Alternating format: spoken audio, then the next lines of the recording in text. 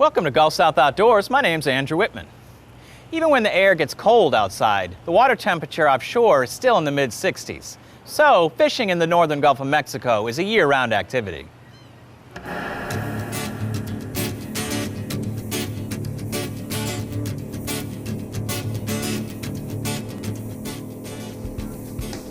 We bundled up and headed south with my friend Mark Miller of PrimoFish.com.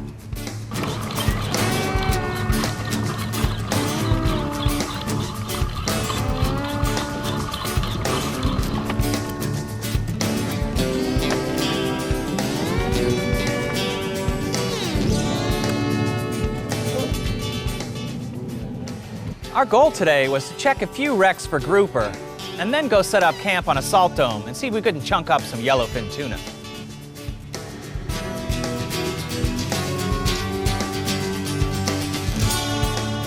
I'm gonna do my best.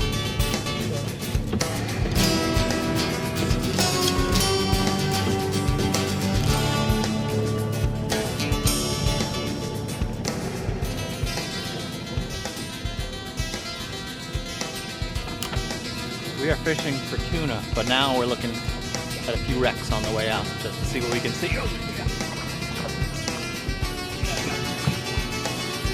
Fish on. It's a snapper. Might not be a snapper, but it's nothing.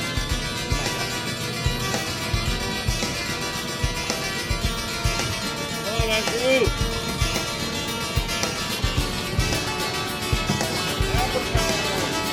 Andy Pargo in effect.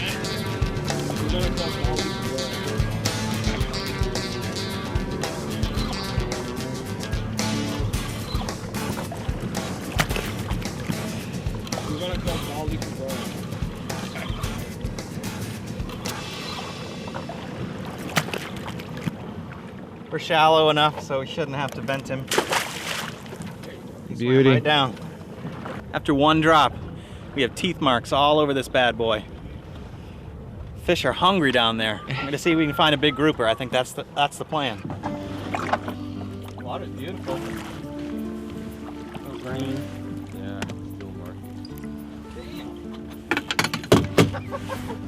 very nice. Yeah, this is a good spot.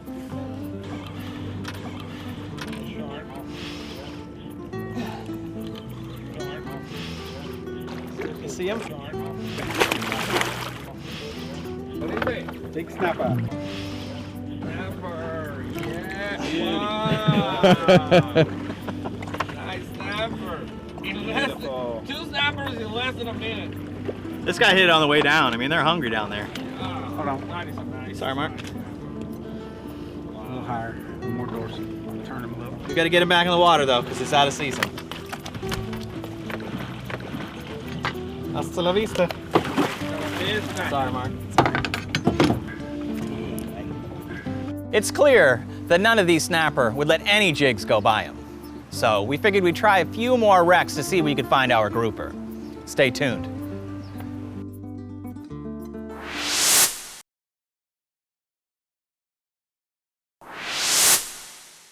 Every single drop produced a legal snapper. Unfortunately, they were out of season, so they all had to go back. They're nailing it on the way down. They're never this hungry during snapper season. Yeah. Look at them. I'm not even, look at the rod tip. I'm not even doing anything. It's just a piece of metal down there. Yeah, they are. Oh, God. I got my drag set really tight. I don't want to lose any jigs off in the wreck. So these little fish are trying to get away, but my drag is set super tight. That's why the broad's bowed over on these littler fish. But I'm not losing any jigs today. Well, I shouldn't say that. I shouldn't say that ever. Not that they're little fish, but Fun fish, huh? yeah.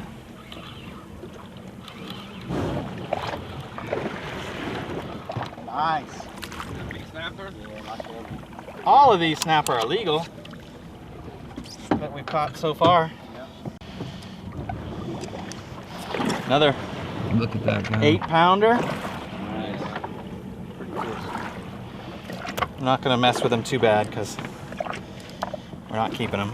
Nice. Pretty fish. You got a bite? Go on down. We had plenty of snapper, but we really wanted a grouper or something we could eat and put in the cooler. So we stopped by a shrimp boat, picked up some bycatch, and continued south toward the Salt Dome.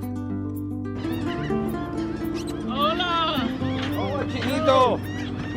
Hola!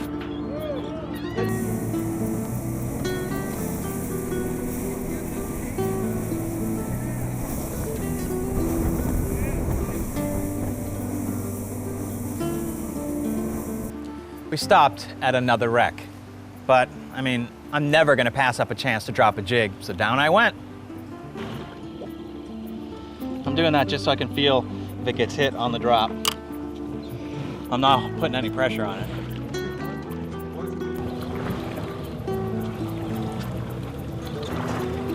What do you say, grouper?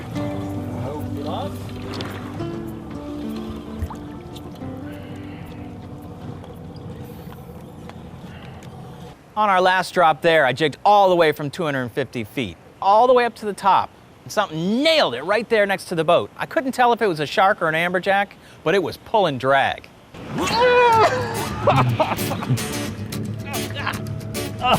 Oh, yeah. Somebody hook me up with that belt. My crotch will thank me.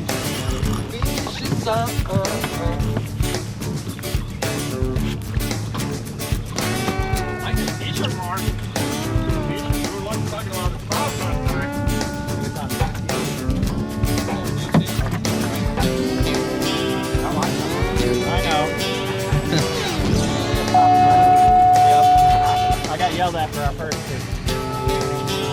Sorry. Omar, how much is it? Huh? I can sing though. You see the jets doing the jet moves? That's awesome. I'm just staying on you, Andrew. Good. This ain't no jet show. It's a fishing show.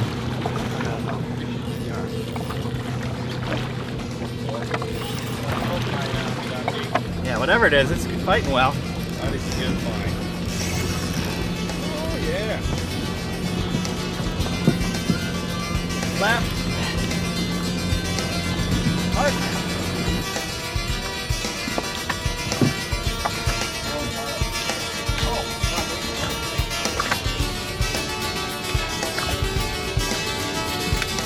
I would reel in, the fish would take line. It was a back and forth battle. Kind of fighting like a shark. I hope I'm wrong.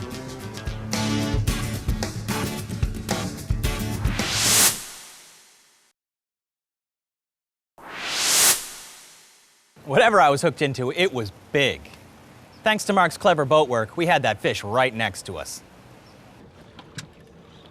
Yeah, hell yeah, Omar. Warming up for the tuna. Pump him up, man. Yeah, man, he can do it. Come on, Andy. It's a monster, Amberjack. Good job. Good job, Andy. Get him. Yeah. Nice. It's a beautiful fish, Beautiful man. fish, man. And we watched him eat. Woo! Woohoo! Beautiful. Love it. Big fish. All right, everybody give him some space. All on the jig. Woo! Wow. That's what we call Damn. That's what I'm talking amberjack. Rock and roll. And I got somebody to hold it for me. Who's 6 feet tall. Hold him up. Let me get a picture. We saw that guy eat right at the side of the boat. I know. That's pretty sweet. I'm glad it wasn't a shark, because that'd have been a waste of time. 8 pounds. Sorry, bro. So it wasn't the biggest amberjack in the sea, but it was definitely my biggest amberjack to date. I love me some jigging. That fish hit it at about 150, followed it all the way up to about 10 feet down. We watched him inhale it right behind the boat.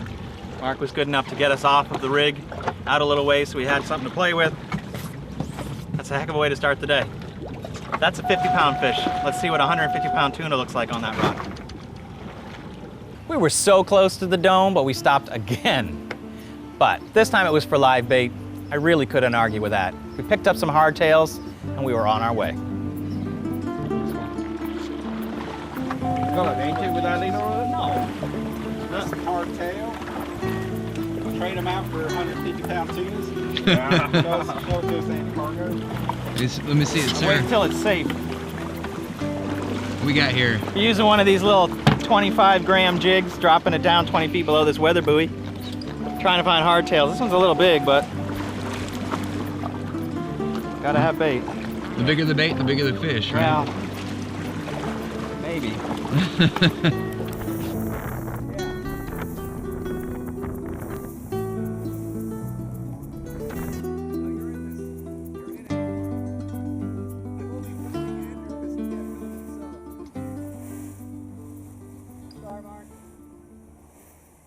We pulled up to the dome and it was a parking lot.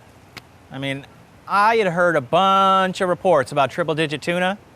Apparently I wasn't the only one.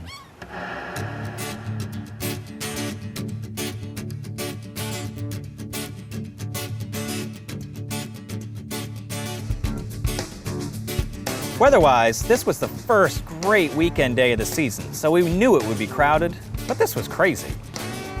We couldn't anchor up on the dome, as we had done in the past, so we had to go for drift fishing. The other 75 boats were constantly shifting and fighting for a good spot. This was going to make for an interesting experience.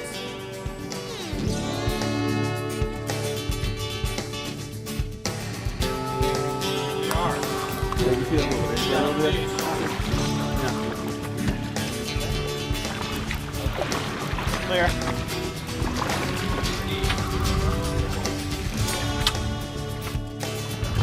Did I catch a tuna? They're Andy, cargo.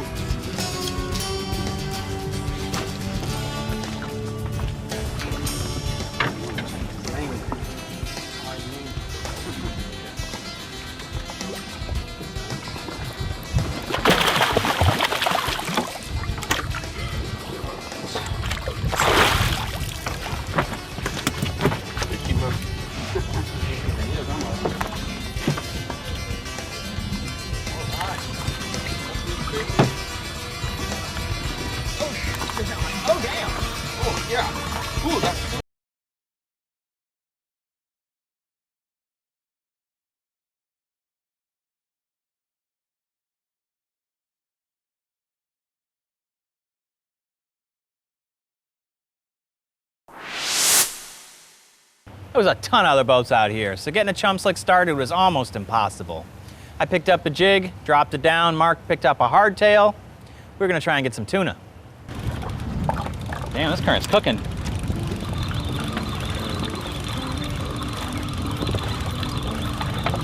Vertical jigging at a 45-degree angle.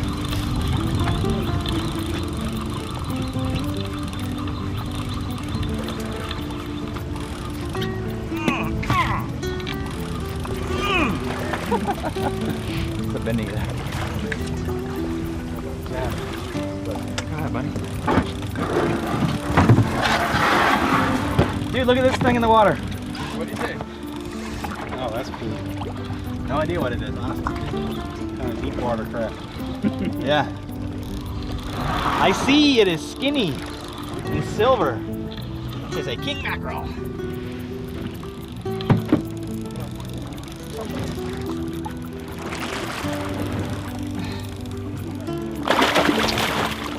I want to keep me here. Woo! What was that? King. Probably catch it. Nito? Yeah. King, yeah. Beauty. But that's it, yeah.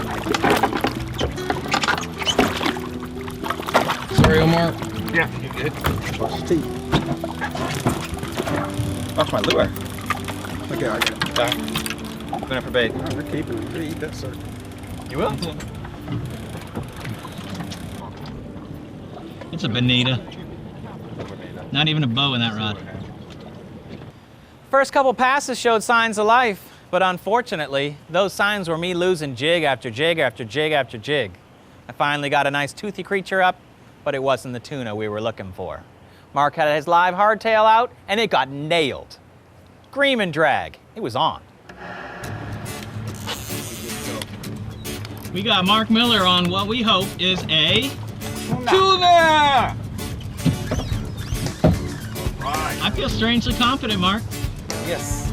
Now if we just get him to the boat. Yeah, no pressure. Let the boats come out here. Yeah, there's a few. Oh, no. Got down on the bottom. Beaten, but not defeated, we opted to leave the dome and try for some jigging or even some diving before the whole day was gone.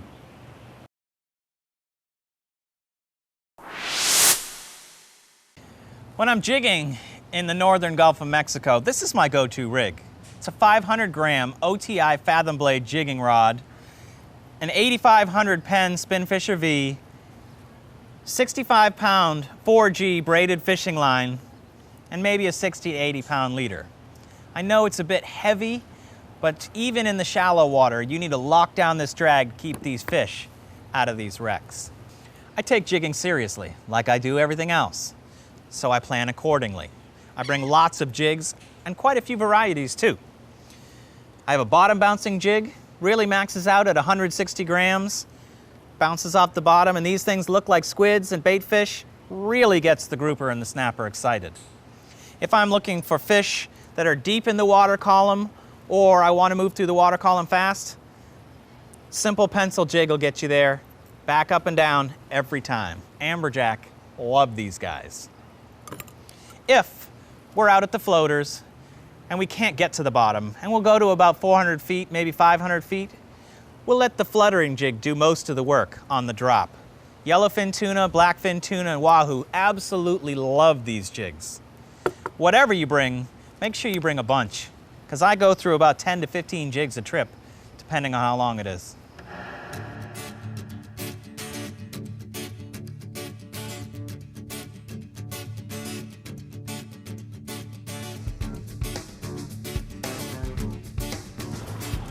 I'm gonna prepare myself mentally, 400 feet.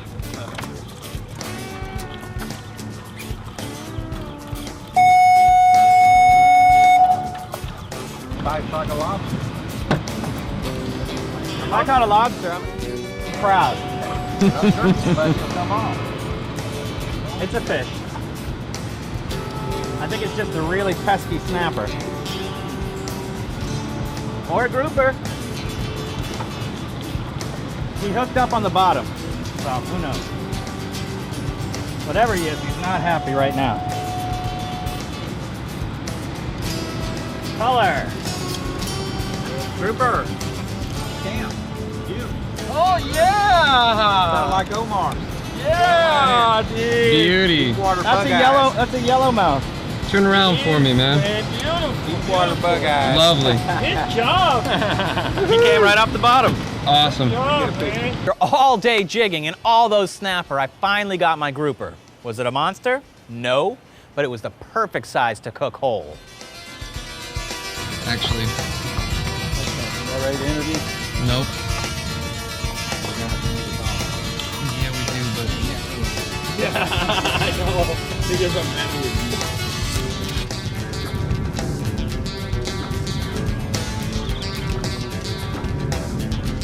Shark. Shark. There's your shark, Omar. Shark? Oh, God. Really? That's when it's been eating everything. One's enough.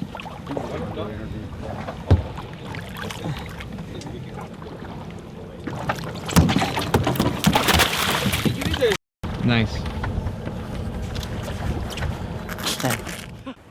We fished till almost dark, but the sharks were coming out, and that can only mean one thing. It's time to pack it up and head in. After a long day's fishing, my personal best amberjack, I finally caught a grouper. It was a beautiful day. No tuna, but the adventure is what it's all about. Thank you for watching.